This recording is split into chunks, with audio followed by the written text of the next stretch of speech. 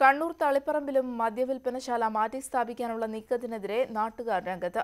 തളിപ്പറമ്പിൽ ദേശീയപാതയ്ക്ക് സമീപം പൂക്കോത്ത് നടയിൽ പ്രവർത്തിക്കുന്ന കൺസ്യൂമർ ഫെഡിന്റെ മദ്യവിൽപ്പനശാല ഔട്ട്ലെറ്റ് മുയ്യം റോഡിലാണ് മാറ്റി സ്ഥാപിക്കുന്നത്.